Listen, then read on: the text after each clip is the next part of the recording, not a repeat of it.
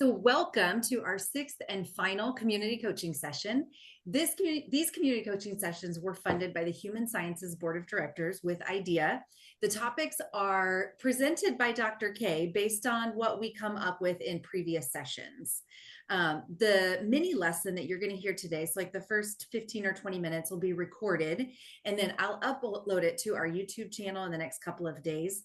The first 5 sessions are already there, and I'll drop a link in the chat that has our website that's dedicated to our LinkedIn community sessions. So also, just as a reminder, if you'd like some one-on-one time with Dr. K, the board is funding a limited number of one-on-one sessions. Some of you on this call have already signed up for time with her, and we do have 8 spots left. So they have not all been claimed yet. So with that, I'm just going to go ahead and turn it over to Dr. K. Thanks for being here today, everybody. For everyone being here. I will say, in full disclosure, I'm logging in from a hotel as I'm traveling, and so I'm on my hotspot, which I'm hoping will rock out. But if I have to turn off my video while I'm sharing my screen, just to make sure everything flows seamlessly, I'm totally willing to do that. But please interrupt, let me know. I don't want to be frozen. So definitely let me know as we're going through it. I was fine earlier recording a podcast, but here we go today. All right. And that also means I'm on one screen, which we always love when we're doing presentations. Let me share my screen. Got my presentation in Canva here. No peeking ahead. All right. Today's session that you all chose, I'm just going to go ahead and do that. Today's session that you all chose was thought leadership, and thought leadership, especially using LinkedIn, which is a very great topic and one that I think will be wonderful for us ending the entire series with. I'm still doing all my hand motions, even though I've turned off my video for this. The first thing that I think is really important for us to specify is what is thought leadership. A lot of people tend to get this concept wrong. They think that thought leadership is just being an expert or posting a lot or showing that you know things. But that's actually not what thought leadership is. And so it's really important to distinguish what it actually is. Thought leadership is actually defined as helping people think differently. And this goes really wonderfully into all of my work with changing mindset and behavior. But when we think about how we help people think differently, it's insight plus consistency plus generosity. And that might not make a lot of sense, but as we go through this process of how to use LinkedIn to become a thought leader, it will make a lot more sense. A thought leader is not someone who knows the most, it's someone who helps the most. That's why thought leadership, when we're not just sharing the information we know, but applying it and helping other people think differently. That's what thought leadership really is. So there's really 4 pillars for thought leadership strategy. And I'm going to go through what each of these pillars is and then how to use LinkedIn to feed into each of these pillars. So the 4 pillars of thought leadership are visibility, value, voice, and community. Most of these seem pretty self-explanatory, so I'm not going to spend a ton of time talking about each one. But when we talk about the first pillar of visibility, this is obviously being seen regularly in your network. It's being visible, just like the pillar says. When we look at how this applies to LinkedIn, we look at this through our posting cadence, our content mix, our tagging strategy, which is a thing of how we strategically tag individuals, other businesses, other pages, and then how we optimize our profile, which we've spent a lot of time over the last 5 sessions talking about how to work with the LinkedIn algorithm to optimize our posts and our profiles. So the whole goal of this first pillar of visibility is to become familiar because people trust what they see. And sometimes you have to show things multiple times, right? So when you're in fundraising, we know that we don't like to make a big ask until we've had 7 touch points, right? And so when we think about that in terms of changing behavior, getting people to look at our content, be intrigued by our content, looking at our website, applying for our program, enrolling in our program, paying, right? All of these different elements. Not all of that's going to come from one post, right? So one post will get them intrigued, but we really do need to have this posting cadence, this familiarity, because people will trust what they see multiple times, right? What they see often. Pillar two is all about value. And when we talk about value, this is another concept that everybody's going to bring their own definitions to. Every post really needs to answer, what am I giving these people that are reading this post today? And why will this help someone's either work or life or teaching, right? Depending on your target market. The value is not just in the information, the value is in what people do with that information, how it transforms either their thinking or their thought process of their life.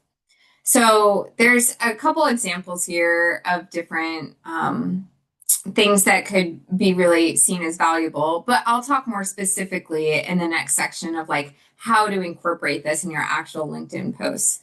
So examples could be like a lesson that you learned, it shows transformation, a mistake that you made that you learned from, a mindset shift, a clearer way to think about something, or a resource framework or tool that you use. So I oftentimes give an example of a particular movie that completely changed my mindset around how I saw this historical topic. And so anything that you can share that shifted your mindset gets people curious where they either want to see the same movie or do the same framework or go through the same program that could shift their mindset as well. Pillar three is about voice. And voice is really important because we build a lot of authenticity into our voice. This is really what separates content creators from thought leaders. So content creators being those who post content every single day versus thought leaders who really transform, right, and change mindset and behavior. So when we're talking about voice, we're talking about your particular perspective, right? Not just resharing everybody else's perspectives, not just resharing news articles, not just resharing, the general topics or facts that have been established, but what is your perspective? This also goes into lived experience, whether you as a staff or faculty member or your students and alumni, any type of specific lived experience, the things you're not going to get from ChatGPT, right? Your vulnerability level, your quirks and humor and cadence and patterns. I've been having a ton of fun lately on Facebook following the Tampa International Airport, TPA. If you haven't looked at that Facebook page, you can really see for an airport, they have like 25,000 likes on their posts, all because sometimes they speak from the voice of their mascot, their flamingo. So it's just really kind of fun how you can incorporate different things into there. Your voice is what really gets you your followers because you are unique and specific. And anytime you sit there and say, why would people want to listen to me when they could listen to all of these other people out there? This is the reason why they listen to you. They listen to you because of your voice, because your unique perspective. Your voice gets you your followers, vulnerability gets you your trust, and consistency gets you your authority. So this becomes really important, just making sure that you have a voice, right? In whatever perspective that is. The fourth pillar is your community. Thought leaders are not just broadcasting, they're also building relationships. So this can show up in a bunch of different ways on LinkedIn. This could be taking a couple minutes a week to comment on other people's posts, making sure that you're answering or replying to comments that are left on your post. If you're going to repost other people's posts, making sure that you put your thoughts on it, right? So when you click repost, you want to make sure you're adding your thoughts. And then definitely sharing the spotlight of tagging other people. Here's what my students have taught me. Here's what this conference has taught me. sharing that spotlight, but not giving it up completely, right? You still are setting yourself as a thought leader. You want to feature your partners, alumni, and collaborators. Essentially, think about community as your multiplier, right? You can have your voice and you can have amazing transformational content, but if you don't have a community, your leadership doesn't scale, right? You need that community. It's somebody once told me, right? Like you can't be a leader if you have no followers, right? It just because you might have manager in the title, if nobody's listening to you, right? If no one's following you, you're not actually a leader. And so when we think of thought leadership, that is being a leader, right? You still need followers in order to be a thought leader. And in order to have followers, you're building a community. So when I think about the 5 key posts, right? So I'm going to give you the 5 key posts, and then I'm also going to give you 4 specific things that work really well for academia. But these 5 key posts I want to share as well for you on your individual LinkedIn pages, in addition to your program pages. Okay. So the first one, sharing the stories that are like, I learned something. I learned this. I learned that, right? You're sharing insights from teaching, running programs, handling challenges. These work really well on individual pages and group pages, right? Spotlight showcase pages, business pages, the I learned something posts. Another type of post that works really well for thought leadership is here's a question worth asking. And the reason why that's a post that actually gets a lot of thought leadership is because questions spur comments. And if you've listened to any of the other sessions from these last 5 sessions, you know that comments are a major multiplier of engagement and views. So questions spur comments, comments spur reach, and then your reach spurs your authority, right? So I learned something. Here's a question worth asking. And then the last 3, the here's how I do it posts. People love the behind the scenes posts, the processes. They build a lot of trust that you're not just trying to get someone to buy you. They're also, you're sharing the process, right? They're seeing how you're successful. They're seeing why your program is so good. They're seeing why idea is so great. It's not just like, this program's number 1. You're showing them why your program's number 1, right? And that builds a lot of trust.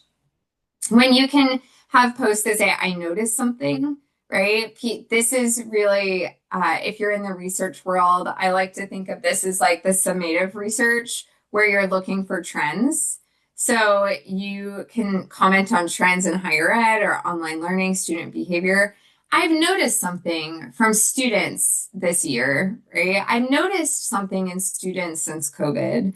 I've noticed something in my online learners lately, right? Those types of posts do really well for thought leadership. And then we briefly just touched on it with community, but making sure that you're spotlighting others. When you can tag people, that not only shows to your page, it also shows to other people's pages, right? So if I'm doing this series and I tag idea, it doesn't just show up to my followers, it shows up to ideas followers as well. And that's one of the fastest ways to build reach and then also to build credibility, right? So making sure that you're strategically spotlighting others. This works really well for the idea program in general because you all work with different universities.